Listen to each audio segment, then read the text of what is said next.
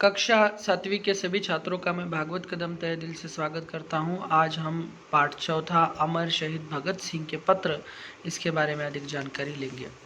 इस पाठ में भगत सिंह के पत्रों का उल्लेख है जो समय समय पर उन्होंने अपने मित्र, कैदियों और संबंधियों को लिखे थे। इन पत्रों को पढ़कर उनकी देश के प्रति असीम निष्ठा व प्रेम का परिचय मिलता है। तो प्रस्तुत पत्र देखेंगे। शहीद होने के एक दिन पहले कैदी साथियों को लिखा गया अंतिम पत्र भगत सिंह जी का। जब हमारे देश पर अंग्रेज़ों का जब राज था, अन्याय अत्याचार अंग्रेज़ करते थे भारत के लोगों पर, तो इनके खिलाफ बहुत सारे क्रांतिकारियों ने आवाज़ उठाई, भारत को स्वतंत्र करने का प्रयास किया और बाद में 15 अगस्त 1947 को भारत को स्वतंत्रता मिली। तो ऐसे जाबाज क्रांतिकारियों में से भारत को स्वतंत्रता दिलाने के लिए जिन्होंने क्रांति की मशाल जिन्होंने हाथ में ली वो थे अमर शहीद भगत सिंह। उनका पत्र हम देखेंगे। शहीद होने से एक दिन पहले कैदी साथियों को लिखा गया अंतिम पत्र। साथियों, स्वाभाविक है कि जीने की इच्छा मुझ में भी होनी चाहिए। मैं इसे छिपाना नहीं चाहता, लेकिन मैं एक शर्त पर जिंदा रह सकता हूँ कि मैं कैद होकर या पाबंद होकर जीना नहीं चाहता। मेरा नाम हिंदुस्तानी क्रांति का प्रतीक बन चुका है और क्रांतिकारी दल के आदर्शों और कुर्बानियों ने मुझे बहुत ऊंचा उठा दिया है। तो यहाँ पर अपने साथियों को संबोधित करते हुए अमर शहीद भगत सिंह जी ने पत्र लिखा है कि हे साथियों, स्वाभाविक है कि मुझे भी जीने की इच्छा है, लेकिन मैं आपसे छुपाना नहीं चाहता। लेकिन एक शर्त पर मैं जिंदा रह सकता हूँ कि मैं कैद होकर या पाबंद होकर जीना नहीं चाहता, मैं बंदी बनकर नहीं जीना चाहता।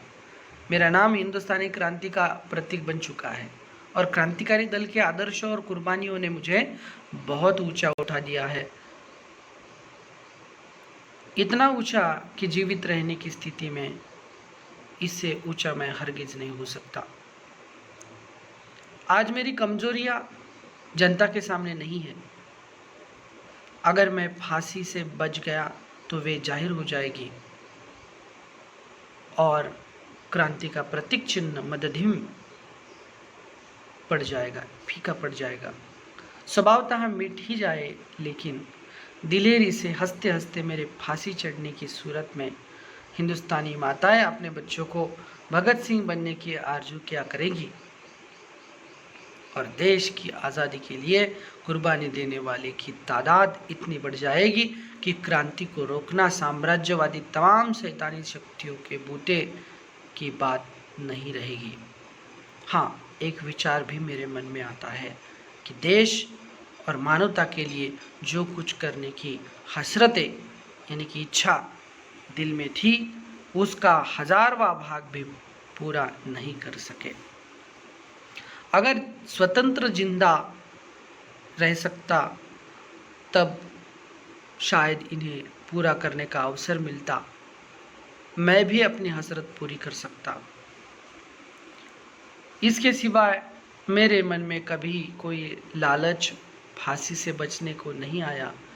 मुझसे अधिक सौभाग्यशाली कौन होगा, आज मुझे स्वयं पर गर्व है। शहीद भगत सिंह कह रहे हैं कि देश और मानवता के लिए मुझे बहुत कुछ करना था और मेरे दिल में ये इच्छाएं है देश के लिए, मानवता के लिए कुछ करने की।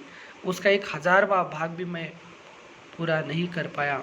आज स्वतंत्र जिंदा रह सकता तब शायद इन्हें पूरा करने का अवसर मुझे मिलता और मैं भी अपनी हसरत पूरी कर सकता, मैं भी अपनी इच्छा पूरी कर सकता, लोगों की सेवा करता। इसके सिवा मेरे मन में कोई लालच नहीं है, फांसी से बचने की कोई इच्छा नहीं है। मुझसे अधिक सौभाग्यशाली कौन होगा। देश के लिए मैं अपनी कुर्बानी दे रहा हूँ, मैं अपनी जान दे रहा हूँ, मैं अपना समर्पण कर रहा हूँ। आज मुझे स्वयं पर गर्व है और मैं देश पर, देश के लिए, देश हित के लिए मैं आज अपने प्राणों की आहुति दे रहा हूँ। इस पर मुझे गर्व है। अब तो बड़ी बेताबी से अंतिम परीक्षा का इंतज़ार है। अब तो बड़ी बेताबी से अंतिम परीक्षा का इंतज़ार है। कामना है कि यह और नज़दीक हो जाए।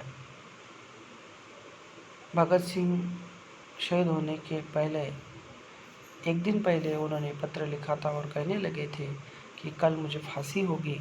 ये अंतिम परीक्षा है मेरी, और मेरी कामना है ये घड़ी नज़दीक आ जाए, जल्दी से जल्दी ये घड़ी नज़दीक आ जाए। ये इच्छा प्रकट करते हुए भगत सिंह इस पत्र की समाप्ति आपका साथी भगत सिंह 22 मार्च 1934 लिखकर इस पत्र की समाप्ति करते हैं। भगत सिंह ने देश के लिए अपनी जान की बाजी लगा दी थी और वो खुद को सौभाग्यशाली समझते थे और सौभाग्यशाली थे। उन्होंने अपने जान की कुर्बानी दी और उन्होंने प्रेरणा भी दी लोगों को कि भगत सिंह अगर हंसते हंसते फांसी पर चढ़ सकता है, अपने देश के लिए कुर्बान हो सकता है, तो हम क्यों नहीं। ये प्रेरणा भी लोगों को शहीद होते होते उन्होंने दी। तभी बहुत सारे क्रांतिकारी तैयार हुए और उन्होंने अपने देश को आज़ाद किया। जेल में मां से भेंट न होने पर भाई कुलबीर सिंह को पत्र उन्होंने लिखा था। प्रस्तुत पत्र देखेंगे। प्रिय भाई कुलबीर सिंह जी, सत श्री अकाल। मुझे ये जानकर कि एक दिन तुम माँ जी को साथ लेकर आए और मुलाकात का आदेश नहीं मिलने से निराश होकर वापस लौट गए, बहुत दुख हुआ। भगत सिंह इस पत्र में अपने भाई को कह रहे हैं कि मैंने ये जान लिया कि तुमने माँ जी को साथ लाया था मुझसे मुलाकात करने के लिए, लेकिन कुछ भी आदेश नहीं मिला, इसलिए निराश होकर, हताश होकर आप लौट गए। मुझे बहुत दुख हुआ। तुम्हें तो पता चल चुका था कि जेल में मुलाकात की इजाज़त नहीं देते, फिर भी माँ जी को साथ क्यों लाए। मैं जानता हूँ कि इस समय वे बहुत घबराई हुई है, लेकिन इस घबराहट और परेशानी का क्या फ़ायदा। नुकसान ज़रूर है, क्योंकि अब से मुझे पता चला कि बहुत रो रही है। मैं स्वयं भी बेचैन हूँ। यहाँ पर भगत सिंह कह रहे हैं कि तुम्हें पता था मेरे भाई कुलबीर सिंह जी, जेल में मुलाकात की इजाज़त नहीं है।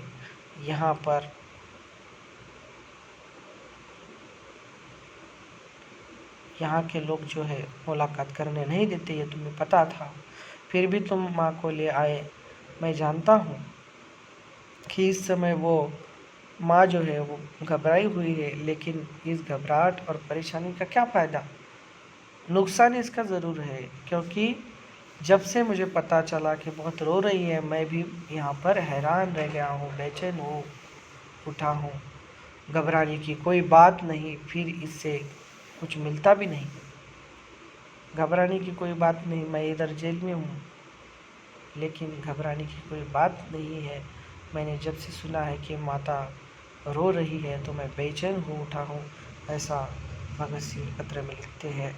इससे कुछ नहीं मिलता है, ऐसा भी भगत सिंह पत्र में लिखते हैं। सभी साहस या हिम्मत से हालात का मुकाबला करें। जो भी हमारे ऊपर जो संकट है, उसका हिम्मत के साथ इस हालात का मुकाबला करना चाहिए, सामना करना चाहिए। आखिरकार दुनिया में लोग भी तो हज़ारों मुसीबतों में फंसे हुए हैं। भगत सिंह कह रहे हैं कि यदि इस दुनिया में बहुत सारे हज़ारों लोग जो है मुसीबतों में, संकटों में फंसे हुए हैं, ऐसे ही हम फंसे हुए हैं। हम अकेले ही नहीं हैं, बहुत सारे लोग मुसीबतों में फंसे हुए हैं। और फिर अगर लगातार 1 बरस तक मुलाकातें करके भी तबीयत नहीं भरी तो 2-4 मुलाकातों से भी तसल्ली न होगी। यानी कि 2-4 मुलाकातों से क्या होगा, अगर नहीं हुई तो नहीं हुई, लेकिन इसका दुख आप मत मनाओ, ऐसा अपने पत्र में भगत सिंह लिख रहे हैं। मेरा ख्याल है कि फैसले और चालान के बाद मुलाकातों से पाबंदी हट जाएगी। मुझे ऐसा लगता है कि फैसले कुछ न्यायालय में कुछ फैसले होने के बाद, चालान के बाद मुलाकातों पर जो रोक लगा दी गई है, पाबंदी का अर्थ है रोक लगा दी गई है, वो हट जाएगी। लेकिन माना कि इसके बावजूद मुलाकात की इजाज़त न मिले तो इसलिए घबराने से क्या फ़ायदा। जब रोक हटा देंगे तब हमारी मुलाकात हो जाएगी। माना कि इसके बावजूद भी अगर नहीं भी दी उन्होंने इजाज़त, तो इजाज़त नहीं मिले तो न मिले, परमिशन मिले ना मिले, इसलिए घबराने से क्या फ़ायदा, घबराना नहीं चाहिए, ऐसा भगत सिंह पत्र में लिखते हैं। तुम्हारा भाई भगत सिंह, सेंटूस जेल, लाहौर, 3 मार्च 1931 लिखकर पत्र की समाप्ति भगत सिंह करते हैं।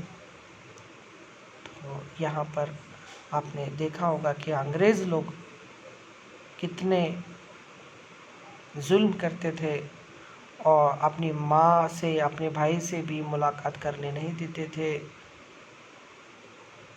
और देश के लिए ये त्याग, समर्पण जो है वो शहीद भगत सिंह जी ने किया था, इसलिए हमें आज स्वतंत्रता मिली है। इसलिए भगत सिंह जैसा ही अपने देश के प्रति प्रेम चाहिए। तो इस प्रकार ये पाठ समाप्त होता है बच्चों। इस पाठ के शब्द अर्थ देखेंगे। पाबंदी, रोक, हरगिज़ किसी भी हालात में, अन्यत्र दूसरी जगह, धृष्टता, उद्दंडता, ढिठाई, भेंट, मुलाकात, हसरत, चाह, लालसा, आरजू, इच्छा। तो यहाँ पर ये पाठ समाप्त होता है। कुछ अगर समस्या हो तो मुझे अवश्य आप संपर्क कर सकते हैं। बहुत बहुत धन्यवाद बच्चों।